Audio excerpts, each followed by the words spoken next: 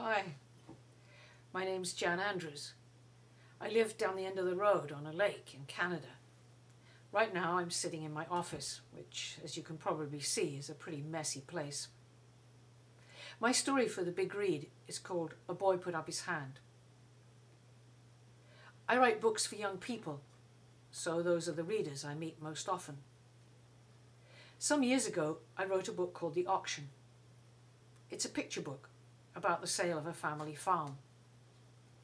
In the idea stage, most of my books seem to happen into my brain almost by chance. The Auction was different. The Auction came from a very particular place in my life, and I set out to create its text with a very clear aim in view. It's about the sale of a family farm on the prairies. Not just any farm in its origins, but the farm I visited fairly soon after I emigrated to Canada from England in 1963. I was having a hard time.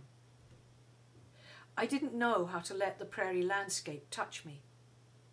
That meant I didn't know how to begin to love the place I was inhabiting. Always a bad thing as far as I'm concerned.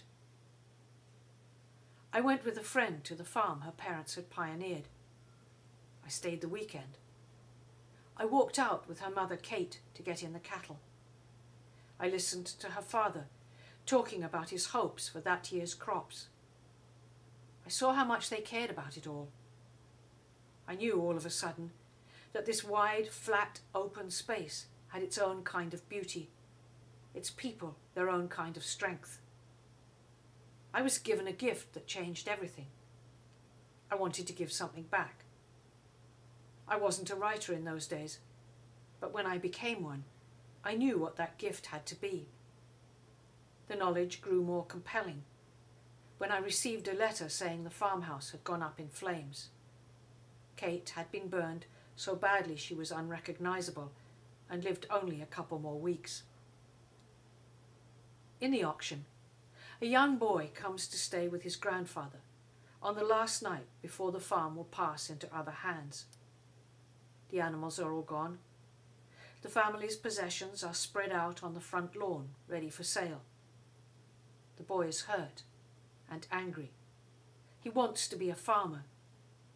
He rails at his grandfather, and then realizes his grandfather is losing all that he is and more. They go to a small rise where they can look out over the property. They talk of days gone by. When his grandfather's stories end, stories of rock picking in the spring, of a baby's birth in a snowstorm, of the coming of electricity, Todd adds stories of his own. Through the stories, the two of them find a way to make the Auction a day of fun instead of sorrow. They go to sleep with awareness of pleasures ahead. After the book came out, I went on a readings tour. The lobby of one of the hotels I stayed in was festooned with flyers for farm auctions. I collected a number of those flyers up. I showed them to the children at the next library I visited. I read from the Auction. I talked about how the disappearance of the family farm meant the disappearance of a way of life. Since I'm also a storyteller, I told an African folk tale. It comes from a book called The Cowtail Switch. It's about a man named Ogalusa. He goes into the forest to hunt and is killed by a leopard. After a time, his youngest son says, "Where's my father?" That sets his other sons on a quest. They find Ogalusa's bones and restore him to life. I'm not big on morals in stories, but this one has a stated message.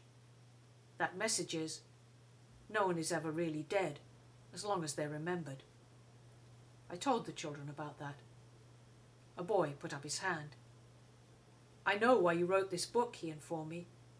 "You wrote this book so we could keep those farms alive in our hearts." He was right, of course. He was right about the Auction. He was right about all books and stories. Books and stories are there to give us things to keep alive in our hearts. We may forget in the immediate, but those things will be with us for life. They will speak to us offering us guidance. They will support us in the darkest times. I think of my daughter, a grown woman, struggling to resolve some difficulty with her partner, suddenly saying, "It's like in The Wind in the Willows. That time in winter when Mole smells his home. He doesn't care that it's musty and dusty. He has to go there. That's why Ted doesn't want to rent the apartment while we're travelling. He wants his own place." I think even more of Hungarian poet George Faludi, who came to Canada as a refugee. I remember him talking about his time in a Cold War work camp, how even there he created poems, getting his fellow inmates to memorize them because he had no way to write them down. How when he was sent to solitary confinement, his fellows smuggled him extra food because they knew his poems gave them strength. I remember him saying how he started offering lectures in the evenings. The lectures were about world literature, Shakespeare, Sophocles, Molière. The men in the camp were worked to exhaustion. They were starving. Still they came to listen. And though the death rate was enormous, not one of those who listened on a regular basis died. I believe passionately that those who have not had the benefit of literacy will nonetheless have their own stories and will tell them. Traditional societies have always used stories as a means of keeping their own ways alive in their own hearts. I also believe that those who do not know how to read and write, inevitably, out of their own humanness, have equal chance of being possessed of fortitude, wisdom, knowledge. A friend from West Africa once said to me, "Do you think we were just sitting there, waiting for people to bring us schooling? We watched, we listened, we remembered. We did know how to learn." Oral communication cannot be discounted, ever.